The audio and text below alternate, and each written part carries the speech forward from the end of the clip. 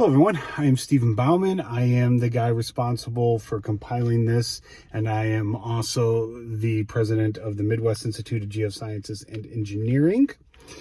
Now, if you want, you can go look at the website, mige-web.org. There's a lot of stuff for free on there that you can scroll, geologic tools, mostly, well, the Midwest, because that's the focus of the organization. However, recently we have decided that we are going to release some articles of the Institute, but put them behind a paywall. The reason for that was several-fold.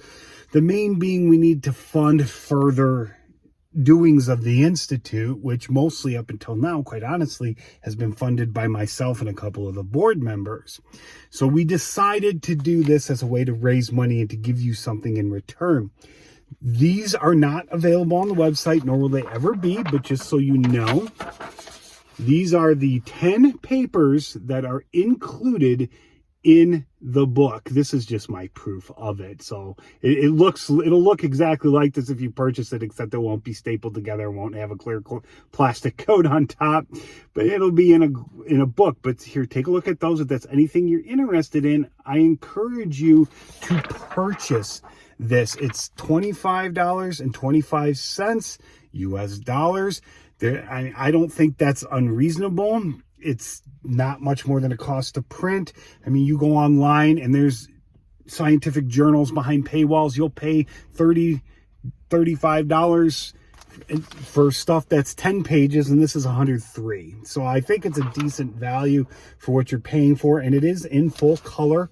I'm going to show you, since, the Institute has the rights and myself, of the contents, I'm going to show you some here just so you can see what is going on.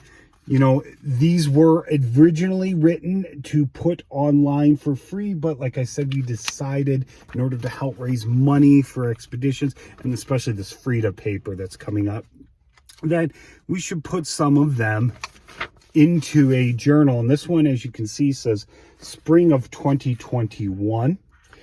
We have no set schedule on when to release these things. It's going to be more or less just as they're compiled, or old ones that have not been put on the website, but are good and have been reviewed within the Institute. And as you can see here, generally, the way this is, that G stands for geology. That'll be the month and the year it was originally published.